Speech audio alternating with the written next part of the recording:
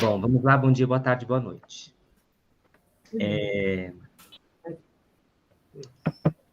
Como estamos de anatomia emocional? De coisas... Hoje eu tô bem Kellerman, não anatomia emocional, né? Eu tô aqui com realidade somática e com corpo de sua mente, porque hoje à noite a gente vai dar um pulo fora do livro, para depois dar um pulo dentro do livro.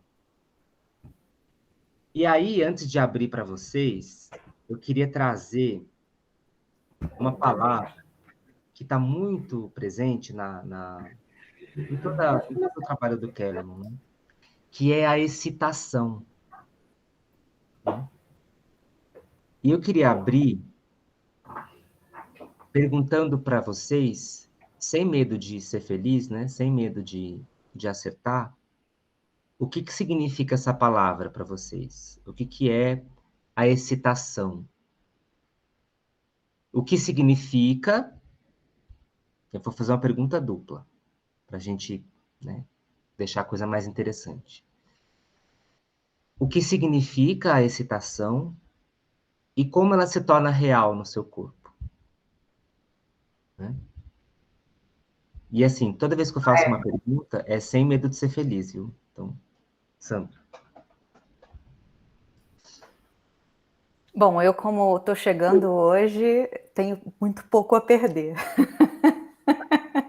Então já vou começar falando. Excitação, para mim, é um lugar... Significa um estado de vida, assim, de inspiração. Tem uma ligação com algo que inspira e que traz vida. E a excitação é o lugar de início da criação, né? O início de uma relação amorosa que dá a excitação, é aquela coisa do novo. Então, isso, em termos de significado e em termos corporais, tem uma abertura, né, do peito, esse lugar de curiosidade, de querer ver, que abre o peito e abre o coração, uma vibração que percorre do coração para os braços, assim, e estômago. Então é isso, sem medo de errar. Porque eu também não faço a menor ideia de qual seja a resposta. Isso aí, o que mais?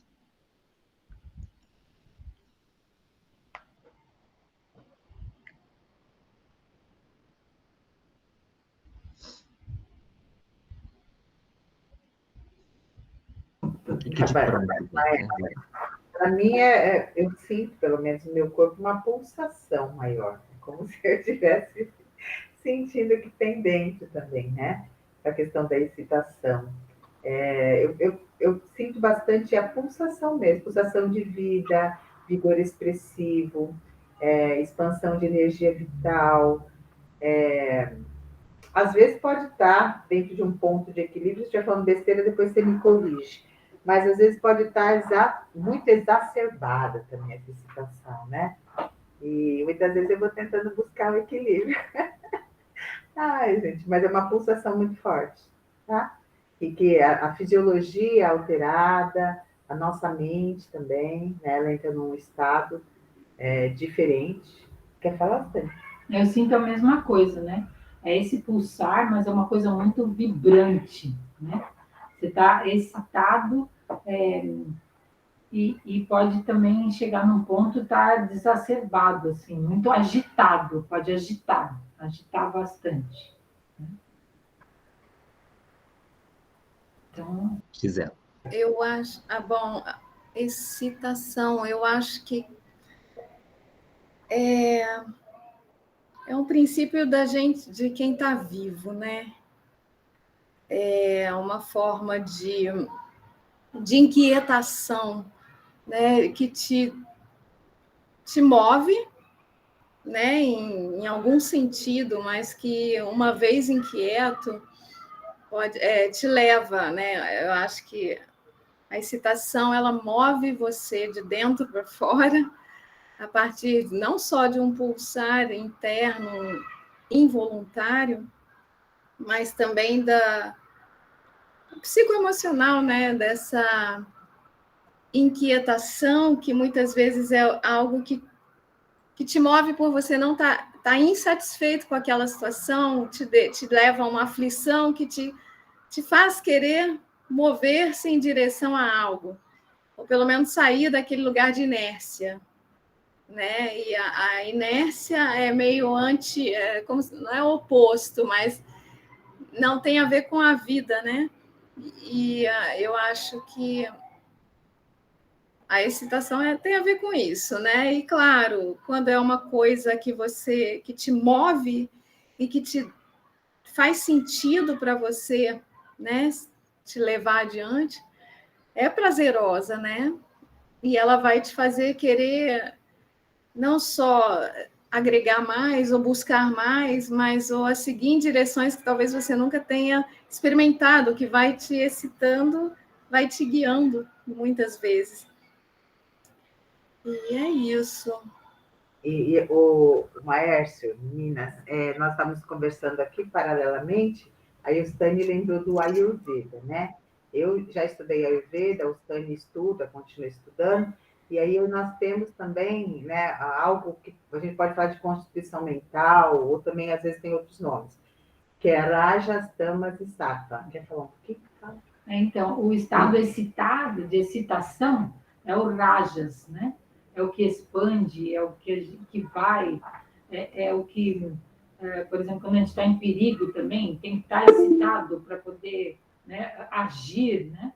Mas essa muita agitação, muito Rajas, você não tem um equilíbrio no momento de estar os dois, porque não pode só estar Rajas, aí como a Gisela, né, falou, como está em inércia, a gente chama de tamas. Quando está dormindo, cada estado depende da situação, você tem que estar num ou outro, né? Por exemplo, a gente está dormindo, você tem que estar em tamas, em inércia, porque senão você está agitado lá, você não tem um bom desenvolvimento, não tem um sono bom, profundo, né? E a gente chama o estado de paz, que é a nossa verdadeira natureza, de sattva, que é o equilíbrio das duas coisas. Então, a gente usa, quando precisa, o rajas, tamas, em algumas situações, mas para a gente ter um discernimento, né, nas ações, a gente chama de uma mente sattva, né, uma mente... Seria, a Gisela acho que entende, é do yoga, né, Gisela? A gente está falando também de turiya, tá? Consciência pura, que é diferente, tem outros tipos de consciência dentro dos estudos, né? É isso. Deixa eu mostrar, antes de trazer as palavras do Kellerman, deixa eu mostrar, pensando naquilo que vocês trouxeram, né? Que, de uma certa forma, as vozes de vocês sobre a excitação convergem, né? Não sei se vocês discordam de mim, mas elas convergem. E aí, pensando na convergência das vozes, vamos assistir um vídeo de 1 minuto. Então, 1 minuto.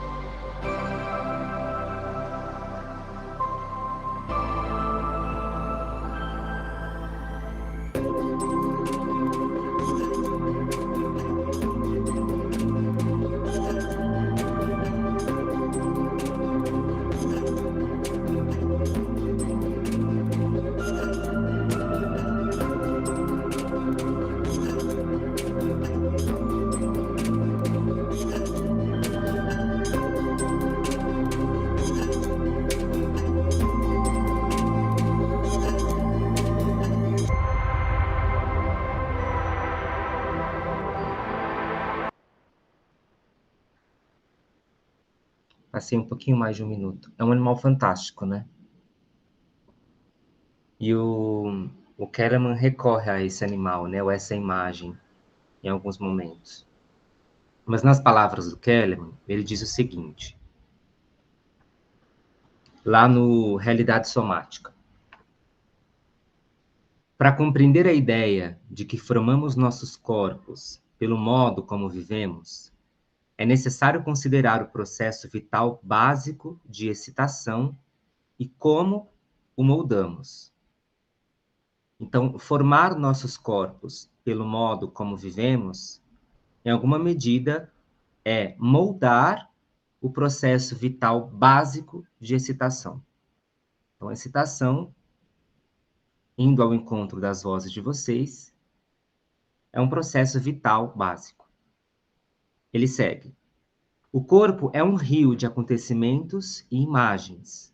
O curso de nossos processos, pensamentos, sentimentos, ações, desejos, imaginações, é uma corrente de motilidade. Então, o curso de nossos processos, uma corrente de motilidade. Esse fluxo de metabolismo dos tecidos, que continuamente se forma e se reforma como nossos corpos, é o que podemos chamar de excitação. Então, o que podemos chamar de excitação? Um fluxo de metabolismo dos tecidos que continuamente se forma e se reforma como nossos corpos. A excitação é a base da experiência. A excitação é conhecimento. A excitação é informação. A excitação é o pulso básico da vida. Ela flui numa explosão de luz e se retrai para recarregar. Mais uma vez. A excitação, ela flui numa explosão de luz e se retrai para recarregar. Como vivemos essa excitação mostra como moldamos nossas vidas. Os vários estados emocionais representam diferentes formas de excitação, diferentes densidades e intensidades. A excitação tem qualidades e tons, suaves, duros, delicados, irrigantes, frágeis. Nós categorizamos essas diferentes qualidades, intensificamos esses sentimentos e então os expressamos. Essas expressões são as emoções. Eu chamo a atenção inicialmente para o fato de que a excitação, ela não reflete apenas um processo de valência prazerosa. Ele é um processo vital. E um processo vital é um processo recheado de valências prazerosas e desprazerosas. Entendendo essa forma de realizar o mundo, a partir do prazer e do desprazer. Então, uma espécie de sistema sensorial antigo, primitivo. Então, um sistema sensorial que não está balizado na visão, na audição, na gustação, no tato, né? Não é esse sistema sensorial que a gente está falando. A gente está falando de um sistema sensorial mais antigo, que é um sistema que me afasta ou me aproxima, me expande ou me retrai, ou me contrai. Um sistema que busca vida, às vezes de uma forma, como ele diz, explosiva, mas que, como a Ustânia e a Sandra disseram, se não é contido, se esvai. Né? Se não é contido, se esvai. Então, se essa explosão de energia, ele diz uma explosão de luz, mas poderia ser um outro elemento, né? Mas se essa explosão de energia, ela não é contida, ela se esvai. Ela não cria forma. Ela não encontra uma contenção para lhe dar um certo sentido. Então, vamos compreender a forma como um certo sentido para a vida. Né? Então, a forma, ela deixa de ser um objeto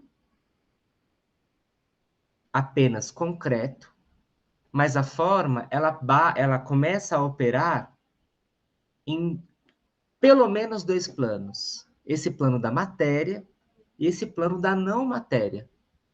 Então, a forma como um sentido. A forma como um certo, não apenas um certo trilho, mas a forma como a expressão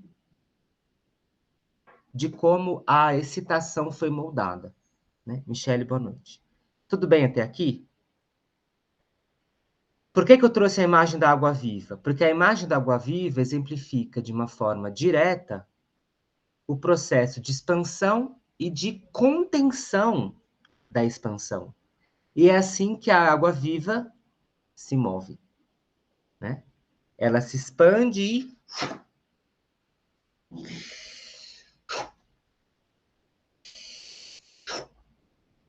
Né? É uma dança quase. Né? Então, eu estou chamando a atenção nisso porque levar a reflexão sobre a excitação apenas para sua valência positiva e apenas para a saída, apenas para a expansão, não cria movimento. Não cria vida. Se não cria movimento, não cria vida. Vida e movimento estão associados. Né? Todos os nossos processos de adaptação e maturação observados na filogenia têm como responsável o movimento. Fato. Fato. Então, a ideia é que essa expansão ela seja compreendida como necessária, mas associada à sua contenção, associada à sua modulação, porque é isso que gera movimento. Porque se eu tenho só expansão, isso se esvai, né? Isso se perde. Sabe quando a gente começa... E aí eu vou levar a discussão sobre excitação para essa ambiência não física, né? Mas sabe quando a gente começa a locubrar? Começa a locubrar, locubrar, locubrar, locubrar, locubrar. Ou quando a gente entra num processo mental, que pode ser imaginativo, ou pode ser reflexivo, mas que ele é ruminativo. Sabe os pensamentos ruminantes, né? Recursivos, que você...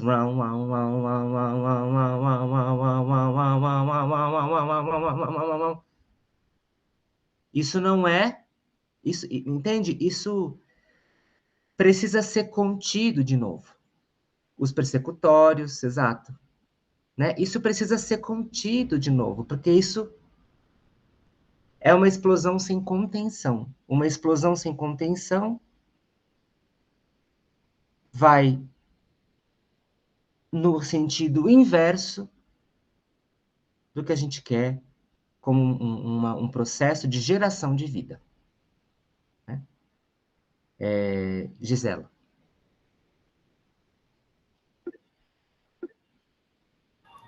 Apertei errado, gente. Então, não, você me fez pensar no contrário também, que a contenção sem explosão também é antivida, né? E a gente vê isso em muitas situações e vivenciamos isso, me lembrei da pandemia, né? O quanto muita gente adoeceu por essa contenção, por essa não poder explodir, entre aspas, e muita gente explodiu exatamente por estar contido. É bem interessante, né? Essas contradições da própria vida, né? Exato. Oh, se você... E assim, a contenção, ela pode aparecer de diferentes formas, né? Ou, na verdade, assim, eu vou reformular o que eu disse. A contenção, ela pode aparecer por diferentes motivos, por diferentes reações, né? Tanto para proteger de uma excitação exacerbada, mas para impedir que ela aconteça também, né? Para impedir que ela que ela floresça.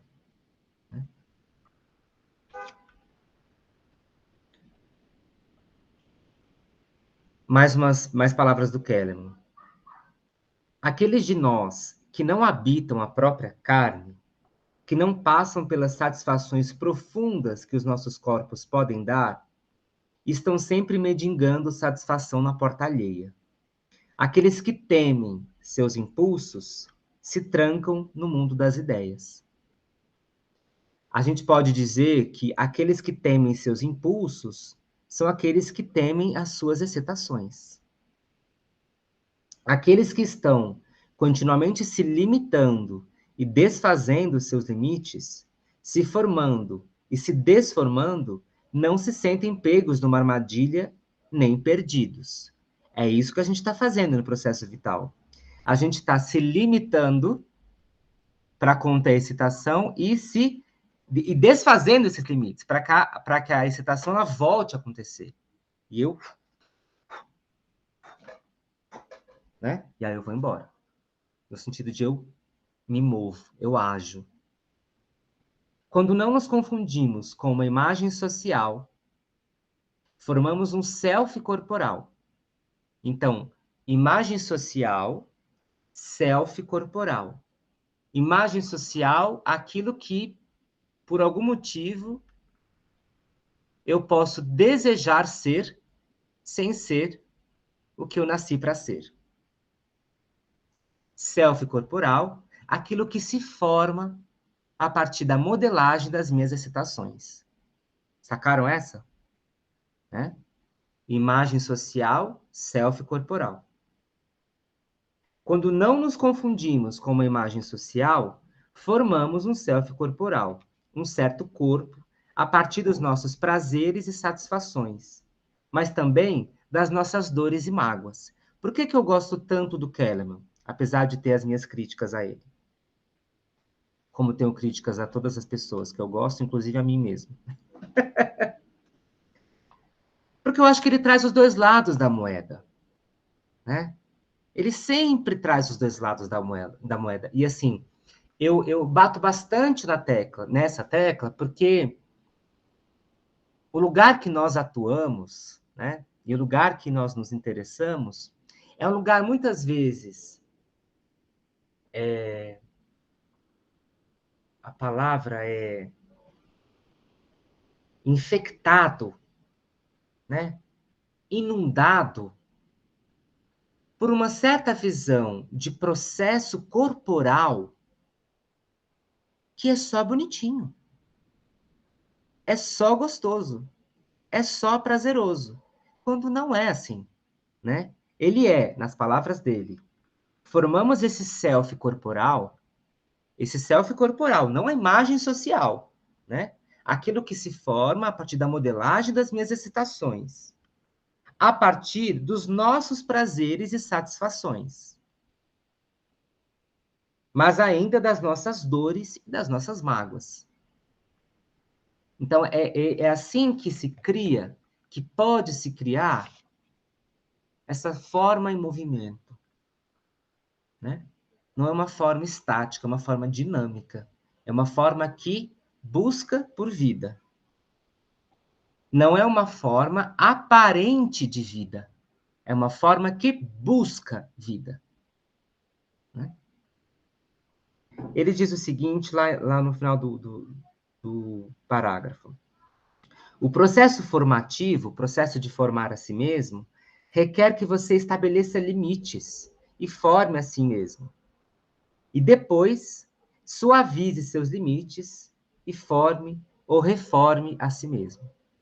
Né? Então, assim, eu me contenho e me reúno, né? Eu me contenho e me reúno. E aí eu desfaço a contenção e me encontro com o mundo. Então, me contenho, me reúno. Sabe quando a gente precisa ficar sozinho? Que é extremamente difícil, né? É um aprendizado dos grandes, né? Ficar sozinho. mas que para algumas, não é nem soluções, viu? Mas para algumas modulações ou tratamentos de situações, não só tratamentos das patologias, né?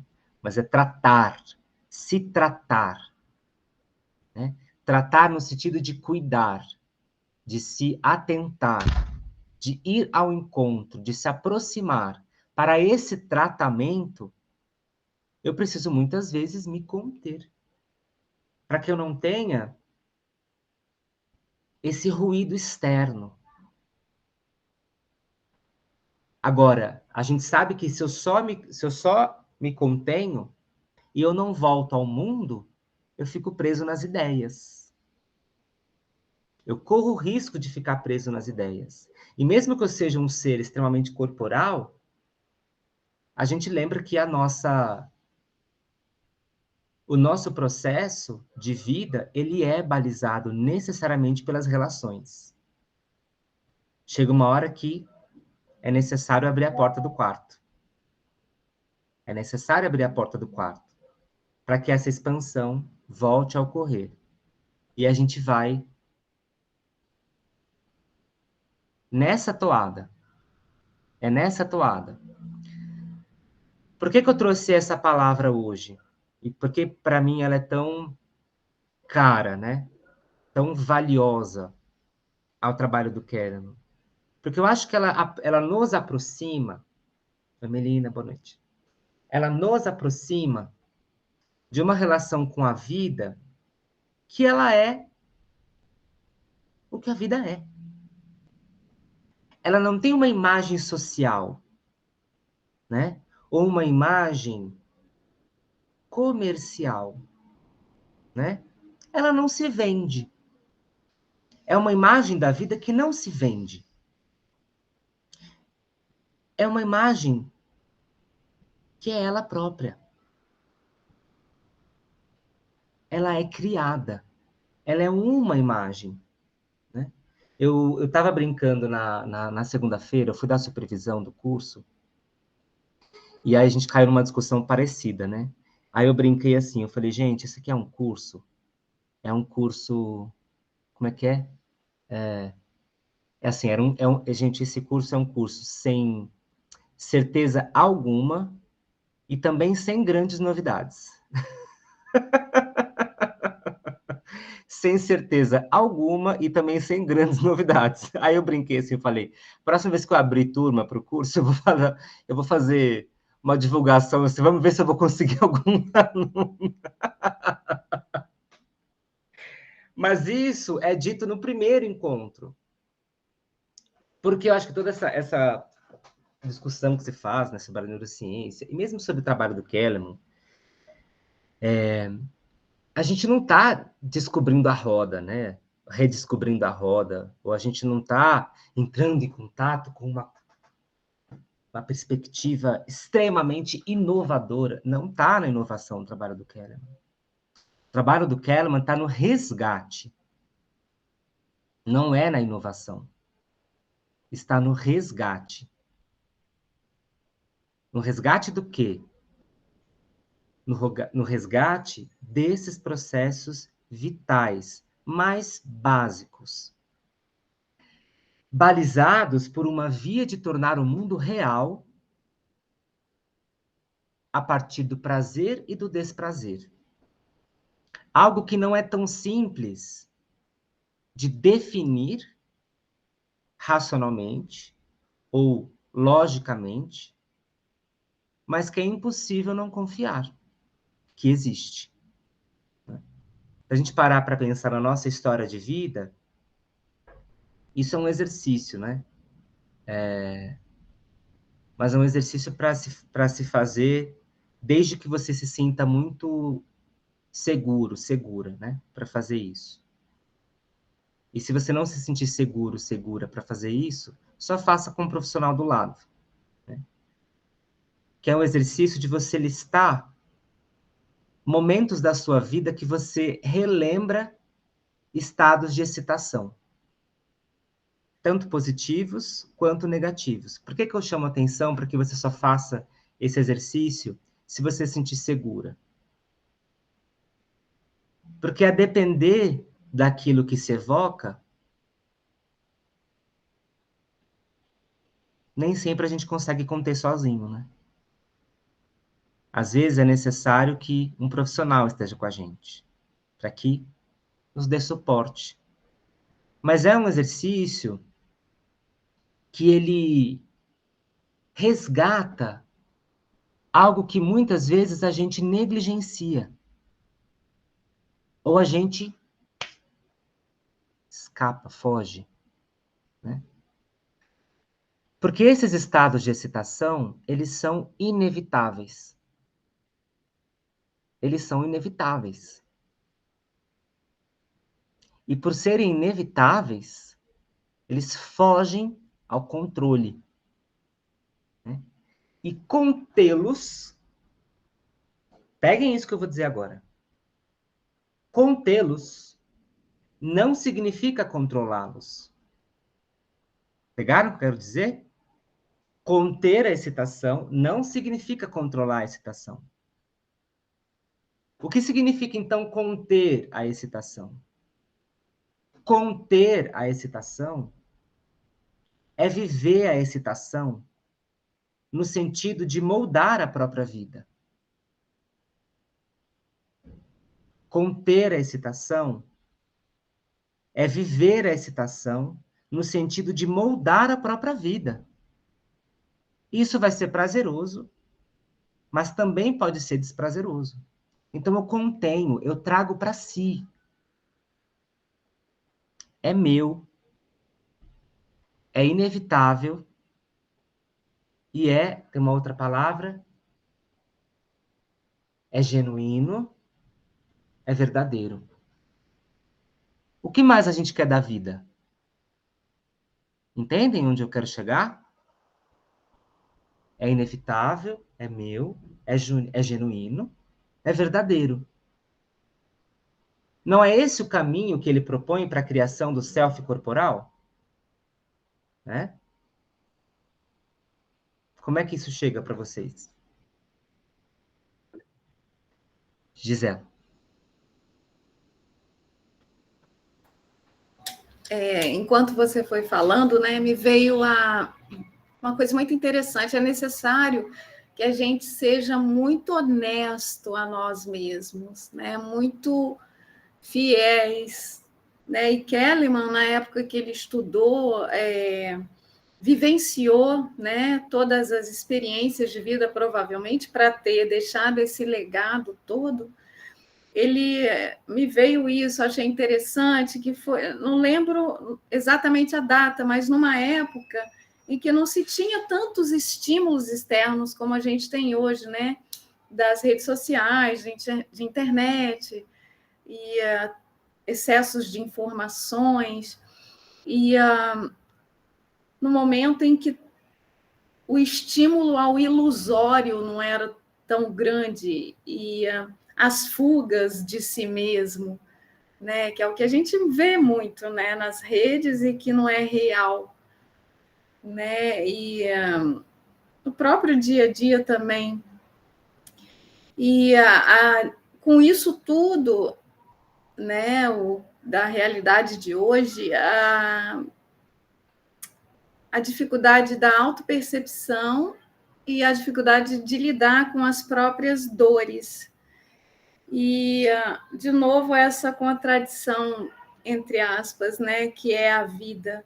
Eu anotei aqui, enquanto você foi falando, a dificuldade de encarar as dores, né, que é um mergulho interno, leva também a uma própria banalização da felicidade e dos prazeres, porque você não está lá nem cá, você não, né? E é uma eterna insatisfação. Você não se contém nem pulsa na sua potência. Isso tudo que me veio aí. O que mais?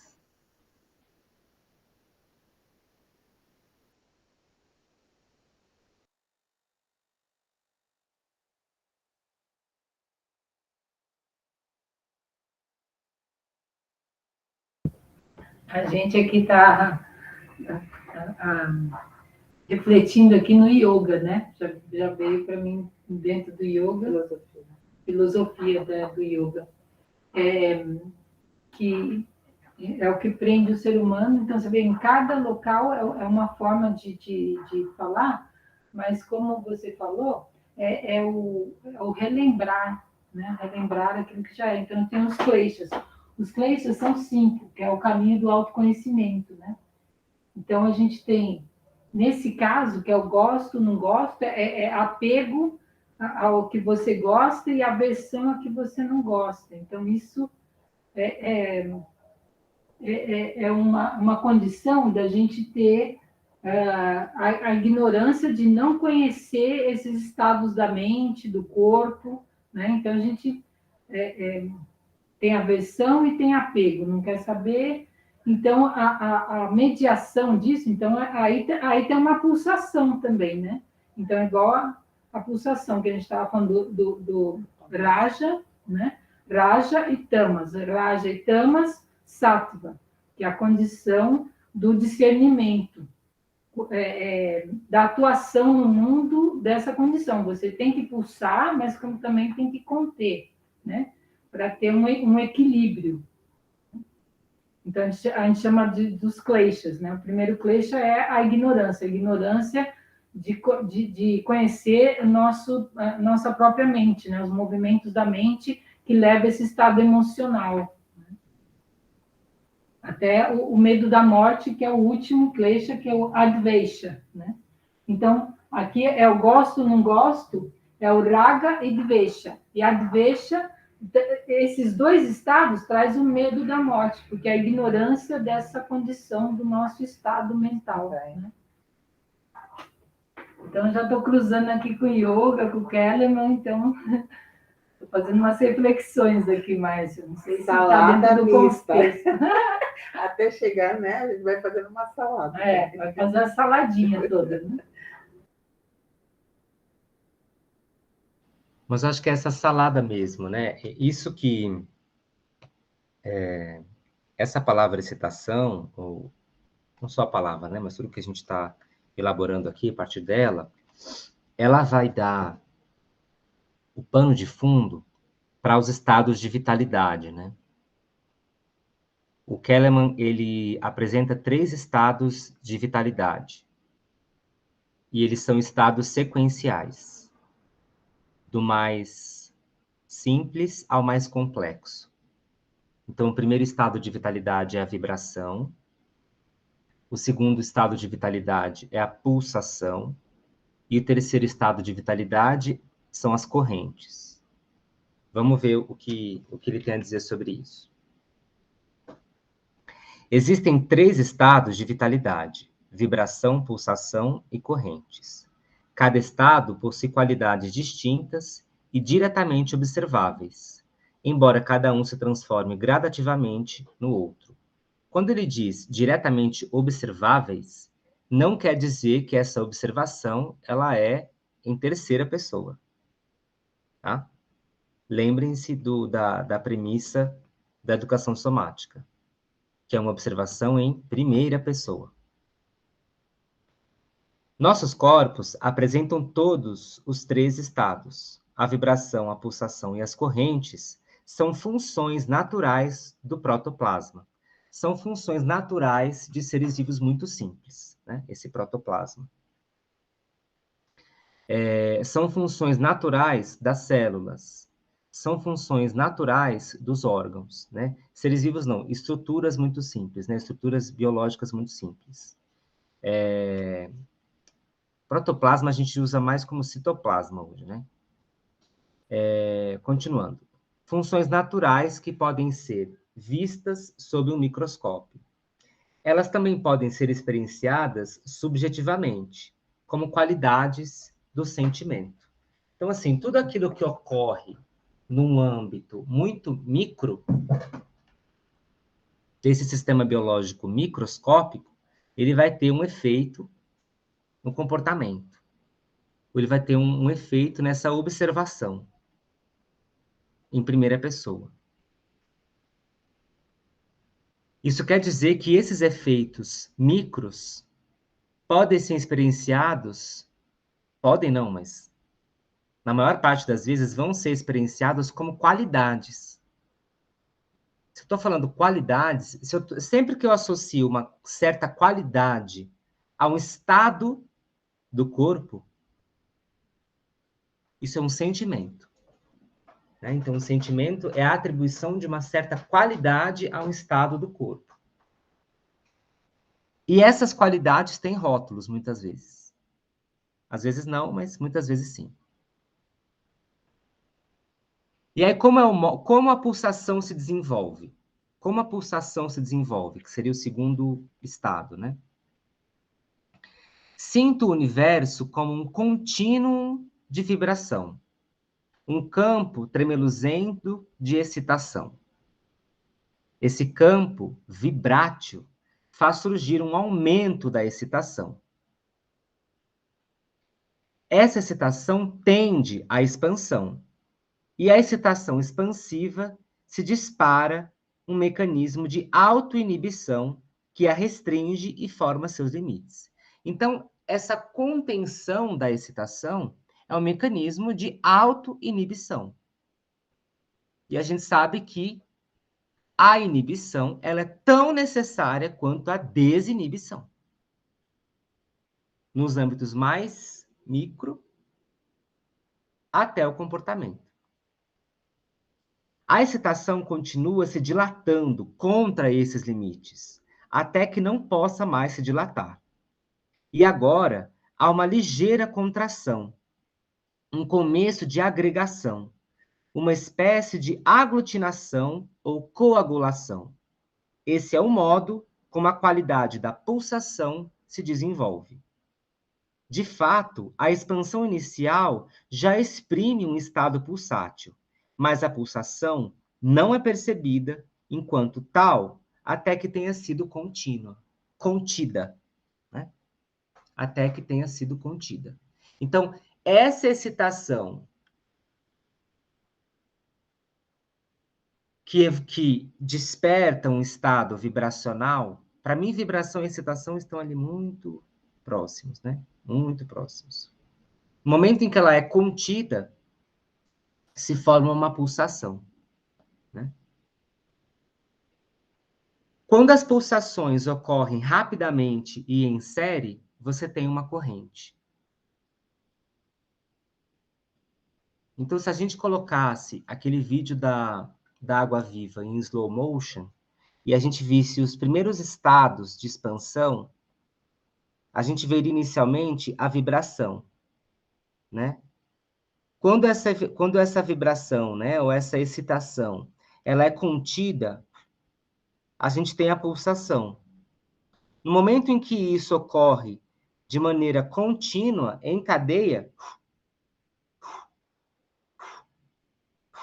eu tenho uma corrente. A corrente, para o Kellerman, são séries de pulsações.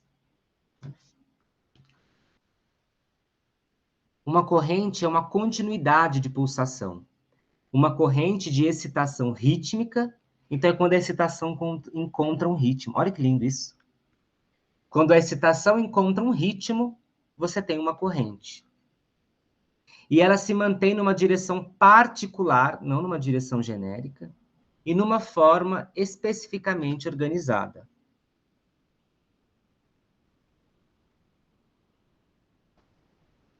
Como é que isso se torna real para a gente, né?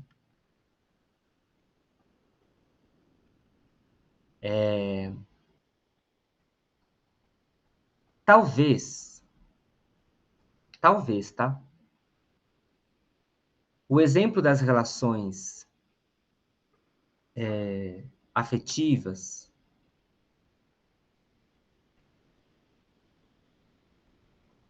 seja o mais fácil de acessar para pensar, para refletir sobre a vibração, a pulsação e as correntes. Né? Essencialmente o contato sexual, né? Que ocorre esse contínuo de estado de excitação, vibração pulsação e corrente.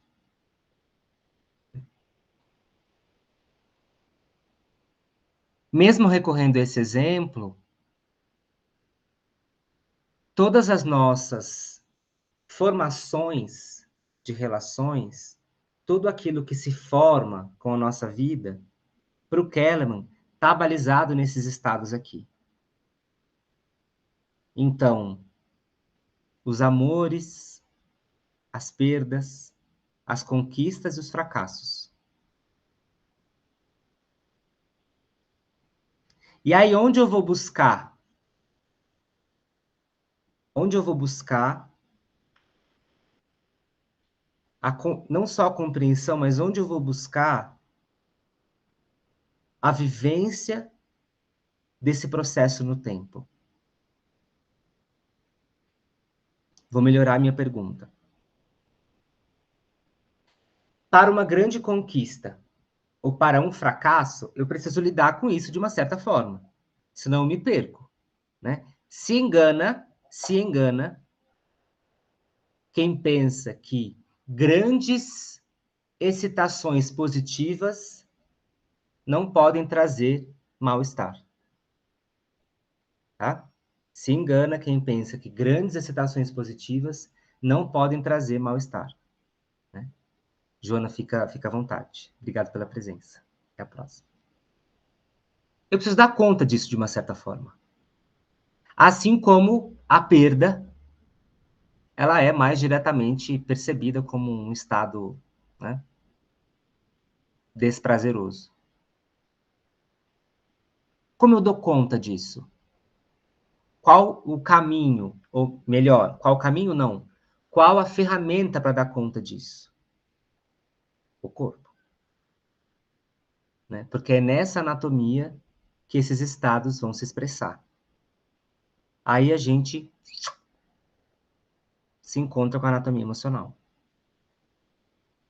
Faz sentido isso que eu disse para vocês? Né? Eu consigo amarrar o raciocínio?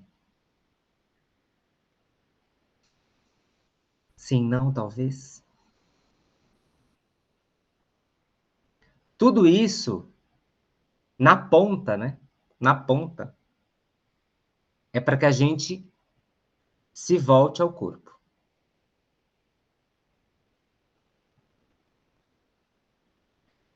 É no corpo que o self criado,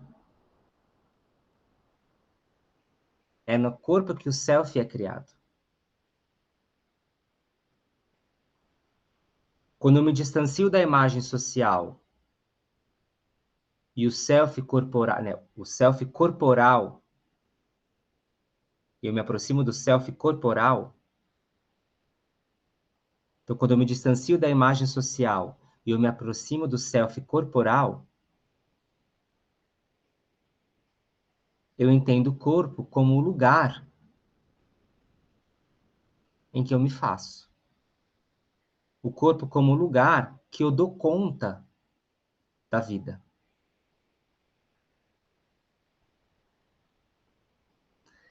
Tanto para me expandir num grande feito e comemorar a realização e vibrar, né? Olha as palavras que eu estou usando. Vibrar, né? Quanto para me recolher. Por que eu trouxe a palavra processo no tempo? Porque para dar conta desse processo no tempo, para dar conta dessas modelagens, né, dessas modulações, eu preciso me localizar no tempo vivido. Que é o tempo, já, né, retomando a nossa discussão, é o tempo mais ou menos no presente. É o tempo que circunda o agora. Hoje vou dar um exemplo, né? Hoje eu fui almoçar e eu estava muito cansado. E aí tinha que subir uma ladeirona, assim, o restaurante era lá embaixo, tinha que subir uma ladeirona, assim. Falei, meu Deus, acho que eu vou chamar um carro, né, para me levar para casa. Aí eu falei, nossa, Maércio, mas você está a 15 minutos da sua casa. Chamar um carro para andar, né, uma distância, né, para não andar uma distância de 15 minutos, é um desaforo. Aí eu tentei evocar uma coisa assim. E se eu levar a minha percepção da caminhada, não para a chegada em casa, mas para cada passo que se dá, né? Cada passo que se dá. Então, é esse processo que circunda o agora, esse tempo que circunda o agora. Aí a gente vai, tá, tá, tá, opa, cheguei, né? Porque não tinha escolha. Eu tinha que voltar, né? Eu tinha que voltar. De uma forma ou de outra eu podia voltar. Mas chamar o carro, tudo bem que eu estou dando um exemplo bobo, né? Mas é só para a gente se conectar. Mas chamando o carro, eu perco a oportunidade de circundar o agora. Porque eu me conecto com o fim, né? Com o futuro próximo. Tudo bem? Alguém tem alguma coisa que não pode ir embora sem falar?